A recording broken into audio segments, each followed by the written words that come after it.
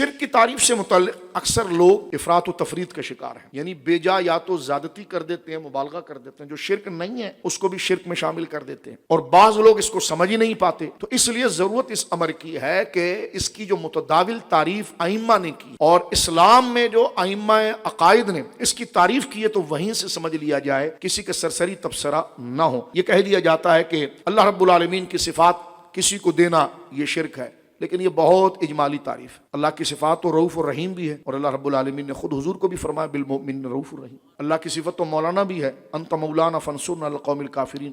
ہم ایک دوسرے کو کسی بھی عالم کو مولانا کہتے ہیں تو شرک کیوں نہیں ہو جاتا؟ سمیع بصیر جو ہے وہ اللہ کی صفت ہے، بندوں کے لیے بھی ہے۔ تو اسی لیے ایسی سطحی تعریف نہ کی جائے کہ جس میں پھر خارجی والی تلوار نکل جائے اور اپنے علاوہ کسی کو مسلمان نہ سمجھے۔ اسی لیے میں آپ کے سامنے شرح عقائد جو ہمارے مدارس میں پڑھائی جاتی ہے، علامہ سعد الدین تفتزانی رحمۃ اللہ علیہ کی کتاب، جو ہر مکتبہ فکر کے لوگ چاہے وہ ہماری کسی بحث سے متفق ہو یا نہ ہو، لیکن ان اصول کے اندر وہ ہمارے ساتھ متفق ہیں۔ تو علم کلام، علم عقائد کی کتاب کے اندر جو تمام مدارس کے اندر پڑھائی جاتی ہے، علامہ سعد الدین تفتزانی رحمۃ اللہ علیہ کی کتاب شرح عقائد ہے، جو حضرت ابو حفص عمر نصفی رضی اللہ تعالیٰ کی کتاب عقائد نصفیہ کی شرح ہے۔ علامہ تفتزانی رحمۃ اللہ تعالی علیہ نے شرک کی تعریف جو کی وہ ذرا سمجھ لیں۔ بعض لوگ اس مخمصے میں بھی ہیں، لیکن ہاں اگر جناب زندوں سے ہو تو شرک نہیں ہے، مردوں سے ہو جائے تو شرک ہے، قریب ہو تو شرک نہیں ہے، دور ہو تو شرک، یہ ساری بکواس اور ذہنی مرض ہے، اس کا اس تعریف سے کوئی تعلق۔ یہ عجیب بات ہے جی کہ کیونکہ شرک جو ہے وہ اللہ کے برابر قرار دینا ہے، یعنی زندہ ہو تو برابر قرار دو، مردہ ہو تو نہ قرار دو، یہ کون سا طریقہ ہوا؟ شرک تو ہر حال میں شرک ہے، چاہے زندہ ہو اس کی وہ بھی شرک ہے، چاہے وہ فوت شدہ ہو شرک ہے، کام اگر لگتے ہیں تو اس پر بھی آئیں گے، قریب اور بعید۔ تو یہ صرف اپنی جان چھڑانے کے لیے ہمارے پڑوسی اس قسم کا اہتمام کرتے ہیں، کیونکہ جو صحیح نظریہ اہل سنت کا ہے اس سے کنی کاٹنے کے لیے۔ لیکن آپ دیکھیے علامہ تفتزانی نے 2 جملوں کے اندر شرک کی کتنی جامع تعریف کی ہے، پوری زندگی آپ کو کام آئے گی، توجہ کیجیے گا۔ علامہ تفتزانی فرما رہے ہیں الاشراک کیا ہے؟ وہ اثبات الشریک فی الالوہیت بمعنی وجوب الوجود کمال المجوسی۔ فرماتے ہیں اشراک، مجوسی یعنی آگ کی پوجا کرنے والا، مجوسی کی طرح کسی کو الوہیت میں بمعنی وجوب الوجود شریک کرنا، یعنی اللہ رب العالمین کے سوا کسی اور کو واجب الوجود سمجھنا، جیسے مجوسی آگ کو سمجھتے ہیں، تو یہ ذات کا شرک ہے۔ کیا مطلب؟ واجب الوجود کا معنی ہے کہ وہ ہمیشہ سے ہے اور ہمیشہ رہے گا، اور اس کی دوسری تعبیر یہ ہے کہ وہ اس کا ہونا ضروری ہے، نہ ہونا محال ہے۔ اس کی کائنات موجود ہے اور وہ نہ ہو، یہ کیسے ہو سکتا ہے؟ پھر واجب الوجود وہ ہے جو ہمیشہ سے اور ہمیشہ رہے گا، اور وہ ایک ہی ہو سکتا ہے، کیونکہ 2 ایک ساتھ نہیں ہو سکتے، جو دائرہ نقطے سے شروع ہوتا ہے اور پھر ختم وہ نقطے کے اوپر ہو جاتا ہے، تو ایک ہی ہو سکتا ہے، 2 نہیں ہو سکتے۔ اب 2 ہوں گے تو کیا برابر ہوں گے؟ تجزا نہیں ہے، یہ تقسیم نہیں ہو سکتا۔ تو لہذا شرک کی تعریف میں یہ ہے کہ ذات میں اللہ رب العالمین کی جو ذات ہے واجب الوجود ہے، یعنی وہ تنہا ہے، ہمیشہ سے اور ہمیشہ رہے گی۔ مجوسی جو آگ کی پوجا کرنے والا ہے وہ یہ عقیدہ آگ کے بارے میں رکھتا ہے، تو جب اس نے آگ کو اللہ کی شان کا درجہ دے دیا کہ ہمیشہ سے ہمیشہ رہے گی، تو یہ ذات میں شرک ہوا۔ تو فرمایا کہ ذات کا شرک یہ ہے کہ اللہ کے علاوہ کسی کو یہ درجہ دینا۔ کون سا درجہ؟ واجب الوجود کا، یعنی اس کے بارے میں معاذ اللہ یہ عقیدہ رکھنا کہ وہ ہمیشہ سے اور ہمیشہ رہے گا، تو یہ ذات کا شرک ہے۔ لیکن اگر یہ یقین کیا جائے کہ اللہ ہی واجب الوجود ہے اور اللہ نے اس کو بنا دیا ہے، تو ذات کا شرک نہیں پایا جائے گا، اس لیے کہ خالق پھر اللہ قرار پایا ہے۔ آگے پھر تھوڑا سا معنی کو کھولتے ہیں۔ او بمعنی استحقاق العبادت کمال عبادت الاصنام۔ صفات کے اندر مثلا غور کیجیے آپ، قرآن کریم میں جو مجوسیوں کا ایک طریقہ وہاں پر لکھا ہوا ہے سورہ زمر کی ابتدا کے اندر، ما نعبدهم الا ليقربونا الى الله زلفى۔ ذات کے اعتبار سے اللہ رب العالمین جل وعلا کو مکہ کے مشرکین تقریباً ایک ہی مانتے تھے، اور وہ اللہ کے سوا تقریباً جتنے تھے وہ کسی کو واجب الوجود نہیں کہتے، لیکن اللہ کے صفات میں شریک کرتے تھے، اور وہ یہ کہتے تھے اللہ رب العالمین زمین اور آسمان بنا کر تھک گیا اور فارغ ہو گیا۔ اس کا پوری بحث حجت اللہ البالغہ میں شاہ ولی اللہ صاحب نے، اور سمجھیے پناہ بھی مانگی ہے اور سمجھی بھی ہے۔ وہ یہ کہتے تھے کہ اللہ رب العالمین نے ہی زمین و آسمان بنایا ہے اور وہی خالق ہے، پھر اس نے اپنی خدائی ہمارے ان بتوں کو دے دی ہے، یہ شفا دینے والا بت ہے، یہ اس کا بت ہے، لہٰذا اس بڑے خدا کی عبادت جب تک نہیں ہو سکتی جب تک ہم ان چھوٹے خداؤں کی عبادت نہ کریں۔ یہ چھوٹے خداؤں کی عبادت جو ہے وہ ذریعہ بنے گی بڑے خدا کی عبادت کی، اور اگر اس چھوٹے خدا کی عبادت نہ کی جائے تو بڑا خدا ناراض ہو جائے گا۔ تو ان کا کیا عقیدہ تھا، اسی کو حضرت امام تفتزانی فرما رہے ہیں، او بمعنی استحقاق العبادت، عبادت کا حق اللہ کا ہے، صرف اللہ ہی عبادت کے لائق ہے۔ تو فرمایا جس طرح کما عبادت الاصنام، جیسے بت پرست اصنام بتوں کو عبادت کا مستحق قرار دیتے ہیں، تو یہ صفات میں شرک ہے۔ مثلا وہ یہ کہہ رہے ہیں کہ اللہ رب العالمین ایک اپنا جعلی عقیدہ، فرضی عقیدہ، ایک مفروضہ انہوں نے اپنے ذہنوں میں بنایا ہوا ہے کہ اللہ رب العالمین زمین و آسمان بنا کر تھک گیا ہے اور یہ ہماری جتنی مورتیاں اور بت ہیں ان میں اللہ نے خدائی کو ٹرانسفر کر دیا ہے، معاذ اللہ۔ اب گویا کہ ہم ان کی عبادت کرتے ہیں اس لیے کہ اس کو راضی کریں۔ اب یہاں پر بعض لوگ شک پیدا کرتے ہیں کہ دیکھیں مشرکین بھی اللہ کے قریب ہونے کے لیے ذریعہ ڈھونڈ رہے ہیں، تو آپ کیوں ذریعہ ڈھونڈ رہے ہیں؟ میں نے کہا دیکھو ذریعہ ڈھونڈنا منع نہیں ہے، یہ تو اللہ کا حکم ہے، لیکن جو ذریعہ بن سکے اور جس درجے پر بن سکے اس درجے پر مانا جائے گا۔ ہاں مشرکین اللہ کے قریب ہونے کے لیے ذریعہ بناتے تھے، لیکن ان کو بناتے تھے جو ذریعہ اللہ نے جن کو بنایا نہیں تھا، اور ان کو اس طریقے سے بناتے تھے جو ان کا حق نہیں تھا۔ تو ان کی بنیادی غلطی اور شرک یہ تھی۔ مسلمان اگر انبیاء، اولیاء، صالحین، قرآن، دین، کلمے کو اگر وہ ذریعہ سمجھتے ہیں تو ان کو اللہ نے خود ذریعہ قرار دیا ہے، اور وہ ان کی عبادت نہیں کرتے بلکہ عبادت اللہ کی کرتے ہیں، ان کو صرف ذریعہ سمجھتے ہیں ان تک پہنچانے کے لیے۔ تو یہ زمین آسمان کا فرق ہے۔ صرف ذریعہ دے کر دونوں کو ایک سمجھنا یہ بڑا ظلم، جہالت ہے، اسی وجہ سے فساد ہوتا ہے۔ مسلمانوں نے اس کو ذریعہ بنایا جن کو خدا نے ذریعہ بنایا تھا، مشرکین نے ان کو ذریعہ بنایا جن کو اللہ نے وہ درجہ دیا نہیں تھا، ایک فرق۔ پھر مسلمانوں نے ان کو ذریعہ بنایا تو ان کی عبادت نہیں کی، ان کو خدا نہیں بنایا، انہوں نے خدا بنایا، عبادت کی۔ تو آپ کیا کر رہے ہیں؟ ہم نے کہا ہم نے اللہ کا محبوب مانا ہے اور اللہ کے کہنے پر مانا۔ فرمایا وَلَوْ أَنَّهُمْ ظَلَمُوا أَنفُسَهُمْ جَاءُوكَ، اے حبیب اگر کوئی اپنی جانوں پر ظلم کرے تو وہ آپ کے پاس آئے، فَاسْتَغْفَرُوا اللَّهَ، پس وہ اللہ سے پھر توبہ کرے، وَاسْتَغْفَرَ لَهُمُ الرَّسُولُ، اگر رسول اس کی شفاعت کرے۔ تو بتاؤ یہ درمیان میں بار بار حضور کا ذکر یہ ہم کر رہے ہیں، اللہ کر رہا ہے؟ تو یہاں رسول کا ذکر اللہ نے واسطہ بنایا کہ نہیں بنایا؟ تو پتا چلا جس کو واسطہ بنایا ہے اس کو واسطہ بنانا ایمان ہے، اور جس کو واسطہ بنایا ہی نہیں ہے اپنی مرضی سے کسی کو واسطہ بنانا یہ جہالت ہے۔ پھر واسطہ جن کو بنایا جاتا ہے وہ اللہ کی بارگاہ میں بنایا جاتا ہے، عبادت ان کی نہیں کی جاتی، ان سے اللہ کی معرفت لی جاتی ہے۔ اور مشرکین نے ایک تو ان کو واسطہ بنایا جن کو اللہ نے وہ درجہ نہیں دیا تھا، پھر الٹا انہی کو خدا سمجھ لیا۔ تو یہ زمین و آسمان کا فرق ہے۔ صرف واسطے کو دیکھ کر کہ تم میں اور ان میں کیا فرق ہے، تم نے بھی تو واسطہ بنایا، ان میں بھی واسطہ بنایا۔ میں نے کہا حضرت آپ نے بھی تو واسطہ بنایا، کہ نبی واسطہ نہیں ہے اللہ کے قریب ہونے کا؟ تو پھر آپ لا الہ الا اللہ پڑھیے، محمد رسول اللہ نہ پڑھیے۔ کہتے پڑھیں گے جی۔ ہم نے کہا محمد رسول اللہ پڑھے بغیر آپ مسلمان ہو سکتے ہیں؟ کہ لیکن نہیں۔ تو میں نے کہا محمد رسول اللہ کو معاذ اللہ کے اللہ سمجھتے ہیں؟ کہ لیکن نہیں۔ تو کیا سمجھتے ہیں؟ کہ واسطہ ہی سمجھتے ہیں۔ رسول کون ہوتا ہے؟ رسول ہی تو واسطہ ہوتا ہے۔ نبی اور رسول کی تعریف کیا ہے؟ نبی کون ہوتا ہے؟ نبی کی تعریف ساری لغت میں پڑھیے، سفارتم بین اللہ والخلق، نبی سفیر ہوتا ہے اللہ اور بندوں کے درمیان۔ تو یہی تو واسطہ ہوتا ہے کہ براہ راست آپ نہیں پہنچ سک رہے تو اس واسطے کو بیچ میں رکھا ہے۔ نبی کون ہوتا؟ رسول، پیغام پہنچانے والا۔ تو جو پیغام پہنچائے گا وہ اصل اور آپ کے درمیان واسطہ نہیں ہوگا۔ تو رسول تو اصل واسطہ ہے، رسول کو اگر واسطہ نہ سمجھا جائے تو بندہ مسلمان ہی نہیں رہتا۔ تو لہذا مسلمانوں نے اس کو واسطہ مانا ہے، خود سے نہیں، اپنی سمجھ سے نہیں، اپنی عقل سے نہیں۔ جن کو اللہ نے درجہ دیا تھا مسلمان نے ان کو ایجاد نہیں کیا، ایجاد اللہ نے کیا تھا، مسلمانوں نے ان کو تسلیم کیا۔ پھر دوسری بات یہ ہے کہ مسلمانوں نے واسطوں کی عبادت نہیں کی ہے۔ مشرکین نے ایک تو فرضی واسطے بنائے جن کو اللہ نے بنایا نہیں تھا، واضح فرق ہے دونوں میں۔ پھر الٹا یہ کہ ایک تو غلط چیزوں کو واسطہ بنایا کہ جو اللہ کی بارگاہ تک واسطہ ہے ہی نہیں، اور پھر ان کی عبادت بھی شروع کر دی، ان کا حق اللہ کو دے دیا، عبادت شروع کر دی۔ تو مسلمان جو ہیں، مومن سنی جو ہیں، وہ واسطہ انہی کو بناتا ہے، جیسے میں نے ابھی عرض کیا حضور کی بات، کہ جن کو اللہ نے بنایا ہے اور ان کو معبود نہیں سمجھتا، ان کو اللہ کا محبوب سمجھتا ہے، اللہ کا بندہ سمجھتا ہے، اللہ کو ان کا خالق سمجھتا ہے، ان کی جو بھی شانیں ہیں وہ اللہ کی عطا سے مانگتا ہے، اللہ کی ساری شانوں کو استقلال مستقل سمجھتا ہے، اور اللہ نے جو نبیوں ولیوں کو شان دی ہے ان کو عطائی اور حادث مانتا ہے، غیر مستقل مانتا ہے۔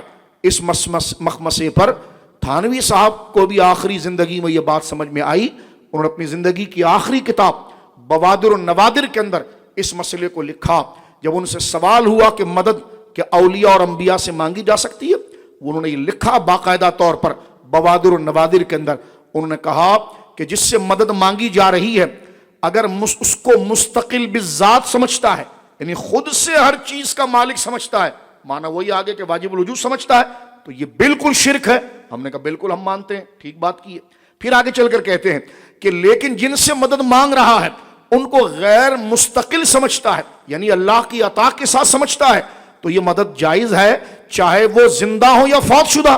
تو کم سے کم ان کے مفتیوں کو اہل سنت پر یا رسول اللہ مدد پر فتویٰ لگانے سے پہلے اپنے حکیم الامت کی کتاب، بلکہ ان کا فتاوی امدادیہ میں جلی حروف میں لکھا ہوا ہے کہ اگر اور انبیاء اولیاء کو ہم مستقل بالذات واجب الوجود نہیں سمجھتے، غیر مستقل بالذات سمجھتے ہیں. غیر مستقل بالذات کا مطلب کیا ہے کہ ان کو جو شانیں ہیں وہ اللہ کی طرف سے عطا کردہ ہے، خود سے نہیں ہے. تو لہٰذا سوشل میڈیا پر اس قسم کا مخمصہ بسانا کہ یا رسول اللہ مدد کہنا شرک ہے، یہ ہوئے، اور اس کی تعویلوں کو نہ سمجھنا. شرک دو قسم کا ہے، ایک ذات میں شرک اور ایک صفات میں شرک. ذات کا شرک یہ ہے کہ اللہ کے علاوہ کسی کو واجب الوجود سمجھا جائے، اور صفات کا شرک یہ کہ اللہ کے سوا کسی کو مستحق عبادت سمجھا جائے. تھوڑی دیر کے لیے سن لیجئے، اللہ کے علاوہ کوئی عبادت کے لائق ہو ہی نہیں سکتا.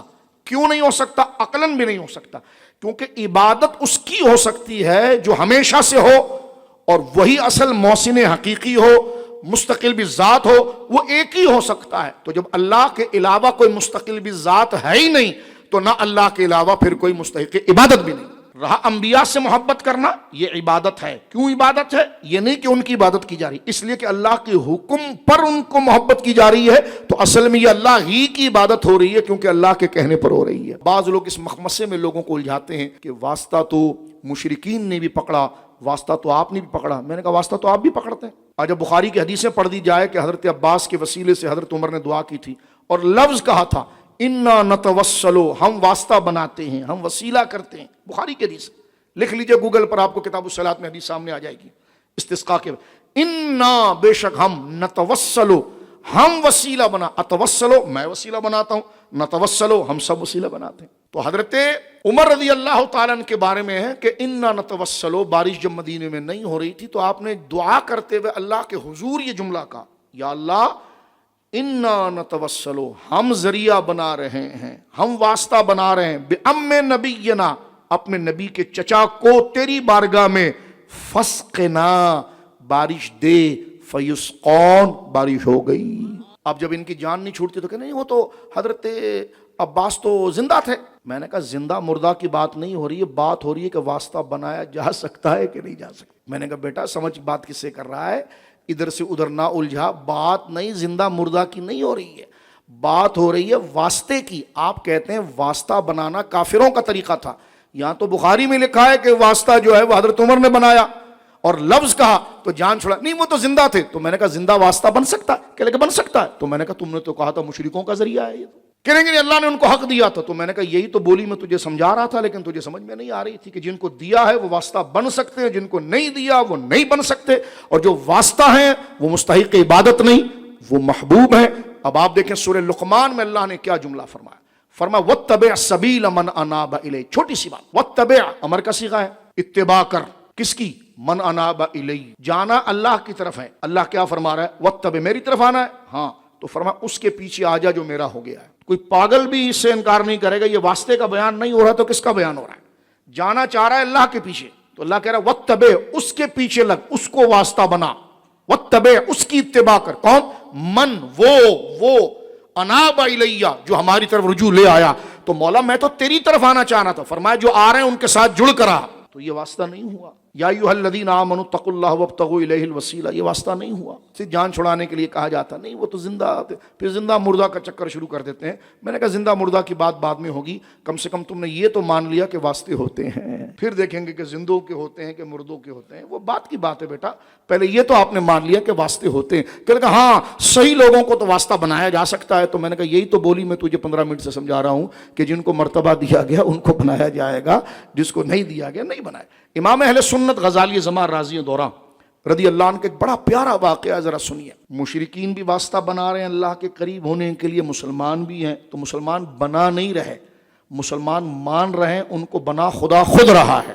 یہ بھی ذرا فرق سمجھے. مسلمانوں نے کسی کو واسطہ نہیں بنایا, بنایا خدا نے. مسلمان ان کو مان رہے ہیں. مشرکین کے بتوں کو خدا نے نہیں بنایا, انہوں نے خود اپنے ذہن سے بنایا, اور بنایا بھی اپنی مرضی سے, اور پھر ان کی عبادت شروع کر دی. مسلمانوں نے بنایا نہیں ہے, مسلمانوں نے نہیں بنایا واسطہ, ان کو واسطہ اللہ نے خود بنایا ہے, کیونکہ نبی کا معنی ہی واسطے کی ہوتا ہے, رسول کا معنی ہی. ان سے بولا ذرا رسول کا ترجمہ کرو, رسول کس کو کہتے ہیں, نبی کس کو کہتے ہیں؟ جب سب کچھ ڈائریکٹ ہونا ہے تو پھر نبی کون ہوتا ہے؟ نبی وہ ہوتا ہے جو بندے کو خدا تک پہنچاتا ہے, خدا کی بات بندے تک پہنچاتا ہے. تو اس کو واسطہ نہیں تو کہتے, تو اس کو وسیلہ نہیں کہتے, تو کہتے کیا ہے؟ یہ دنیا کو ہم کہتے ہیں اپنی اردو میں عالم اسباب کہتے ہیں نا جی. اگر کوئی کہے عالم اسباب والا نہیں تو آپ اس کو پاگل نہیں کہیں گے؟ نہیں کوئی عالم اسباب والا نہیں. کہیں گے عجیب بات ہے, کاز اینڈ افیکٹ تو ہم پڑھتے رہتے ہیں سائنس میں بھی. عالم اسباب, عالم اسباب, اسباب جمع ہے کس کی؟ سبب کی. سبب کس کو کہتے ہیں؟ واسطے کو. میں نے کہا ملا جی رہتے عالم اسباب میں ہو پھر سبب کا انکار. تو ذرا اپنی عقل پر غور کریں کہ ہمیں کافر کہنے میں آپ اتنے ضدی ہوئے کہ آپ کو یہ نہیں پتا کہ کیا ہے. توجہ آپ کی. پیاس لگ گئی تو انہوں نے پھر پانی پی لیا. تو ہم نے پوچھا جی پیاس کس نے بجھائی؟ کہنے لگے اللہ نے. تو ہم نے کہا پانی کیوں پیا؟ کہنے لگے پانی نے. تو میں نے کہا اللہ کا انکار کر رہے ہو؟ کہنے لگے نہیں. تو میں نے کہا دو کیسے ہو گئے؟ کہنے لگے نہیں بجھاتا تو اللہ ہے, واسطہ پانی کو بناتا ہے. تو میں نے کہا واسطہ مان لیا نا. لیکن حیران ہوں کہ بغض اہل سنت کے اندر ساری باتوں کو چھوڑ کر 40 سیکنڈ کے تھم نیل بنا کر دجالیت کی طرح خارجیت کو پھیلاتے ہیں اور مسلمانوں کو مشرک اور کافر دیتے ہیں. تو میں نے کہا اپنے گھر کی بھی ذرا فکر کر لیا کرے, کم سے کم اپنے حکیم الامت کو پڑھ کر بات کر لیں تو آپ کے سامنے بات آ جائے گی. ہم تمہارے دشمن نہیں ہیں, تمہیں بتا رہے ہیں کہ پڑھو. وہ ذریعہ پکڑتے ہیں, آپ ذریعہ پکڑتے ہیں. ارے مولوی صاحب ذریعہ پکڑتے ہیں کیا مطلب؟ مثلا میں کبھی کبھار یوں کہتا ہوں آپ رہتے ہیں لانڈی میں, فرق کریں, اور ایک بندہ رہتا ہے ہب چوکی میں. ایسٹ ویسٹ کا فرق ہے کہ نہیں؟ لیکن اب پہنچیں گے کیسے؟ ذریعے سے. ذریعہ کیا ہے؟ بس. لیکن لانڈی کی بس والا اگر ہب چوکی کی بس میں بیٹھ جائے تو غلط جگہ پہنچے گا نا. تو اس میں قصور ذریعے کا ہے یا ذریعہ غلط پکڑنے کا ہے؟ یہی کافروں کے ساتھ ہوا ہے. تو ملا جی مسئلہ ذریعے کا نہیں ہوتا, ذریعہ صحیح پکڑنے کا ہوتا ہے. جہاں تیری منزل ہے وہاں کی بس پکڑے گا تو پہنچ جائے گا, اور جس اسٹاپ پر تیری بس آتی نہیں وہاں کی پکڑے گا تو پہنچے گا نہیں. تو قصور ذریعے کا نہیں ہوا, تیرا ہوا کہ جو منزل کے لیے اصل ذریعہ تھا اس کو تو نے پہچانا نہیں. غزالی زمان ایک بڑی پیاری بات کی. دیکھیں اصل مسئلہ یہ تھا, ذریعہ کیوں پکڑا جاتا یہ بھی سمجھے, تاکہ منزل اور اصل تک پہنچے. ذریعہ منزل نہیں ہوتا. مشرکین نے انہی کو منزل سمجھ لیا تھا, اس لیے عبادت کر بیٹھے. مسلمان انبیاء اولیاء کو منزل نہیں سمجھتے, ذریعہ سمجھتے ہیں. منزل اور منتہا اور مقصود اللہ کی ذات کو سمجھتے ہیں, یقین کرتے, اس لیے عبادت اس کی. اس لیے ہم وسیلہ اور توکل میں فرق ہے, ذرا سمجھیے. ایک ہے توکل اور ایک ہے وسیلہ. انبیاء کے لیے توکل نہیں, توکل خدا کے لیے ہوتا ہے. خدا وسیلہ نہیں بنتا, انبیاء توکل پر نہیں آتے, کیونکہ توکل منتہا مقصود ہوتا ہے, اور جو مقصود تک پہنچا دے وہ وسیلہ ہوتا ہے. اتنا بیلنس, اتنا خوبصورت, اتنا کلیئر عقیدہ ہونے کے بعد پھر اگر آپ اہل سنت کو مشرک اور کافر کہیں تو اس کا حساب پھر تو اللہ کو دینا پڑے گا. اب میں بات کو آگے بڑھنا چاہتا ہوں, اور تاکہ یہ پورا مفہوم آپ کے ذہن میں آ جائے. ذریعہ کیوں پکڑتے ہیں؟ منزل تک پہنچنے کے لیے. ٹھیک ہے. اب ایک امتحان ہوا, مقابلہ ہوا. غزالی زمان مثال دیتے ہیں تاکہ بچہ بھی سمجھ جائے. چائے کی پیالی لا کر سامنے رکھی گئی, چائے کی پیالی لا کر رکھی, اس میں چائے تھی. مقابلہ یہ تھا ٹورنامنٹ کہ جانو کہ اس میں شوگر ہے کہ نہیں, یہ چائے شوگر والی ہے یا بغیر شوگر کے ہے. مقابلہ یہ. مقصود کیا ہے, مقصد کیا ہے, منزل کیا ہے, مراد کیا ہے, پہنچنا کہاں تک ہے, کہ شوگر ہے کہ نہیں, یہ مقصد ہے ہمارا. اب اس کے لیے ایک بندے نے کیا کیا, تھوڑی سی چائے کے قطرے اپنے ہاتھ پر ملے, تو کیا اس کو پتا چل جائے گا چینی ہے کہ نہیں؟ ذریعہ پکڑ رہا, غلط تھا, نہیں پہنچا مقصد تک. دوسرے نے کیا کیا کہ چائے کے قطرے لے کر اپنے کانوں پر لگائے. اب دیکھو ذریعہ پکڑا جا رہا ہے منزل تک پہنچنے کے لیے, مقصد تک کہ چینی ہے کہ نہیں, بات سمجھ رہے ہیں؟ وہ بھی غلط, کیونکہ ذریعے غلط پکڑے جا رہے ہیں. اس سے یہ ثابت نہیں ہوگا کہ ذریعہ غلط ہوتا ہے, اس کا انتخاب غلط ہے. لیکن ایک شخص جب اس کی باری آئی تو اس نے اٹھایا اور اپنی زبان سے لگایا, منہ سے لگایا اور بتا دیا کہ ہے یا نہیں ہے. تو ذریعے سب نے پکڑے تھے, کس لیے کہ شوگر ہے کہ نہیں. جنہوں نے غلط پکڑے ان تک وہ نہ پہنچ سکے, جس نے صحیح ذریعہ پکڑ لیا وہ منزل تک پہنچ گیا. تو ذریعہ پکڑنا برا نہیں ہے, پہلے یہ دیکھا جائے کہ وہ ذریعہ بنایا گیا ہے یا نہیں بنایا گیا, یا اس کی حیثیت کیا ہے. تو اللہ رب العالمین جل وعلا نے اس بات کو ارشاد فرمایا. مزید تفصیل جو ہے سورہ زمر کی تفسیر میں انشاءاللہ العزیز آگے آئے گی. تو انبیاء کرام اللہ کی بارگاہ میں سبب و واسطہ ہیں، وہ لائق عبادت نہیں بلکہ اللہ کی عبادت کی طرف بلانے والے ہیں اور اللہ کے حضور عبادت کو مقبول کرانے والے ہیں.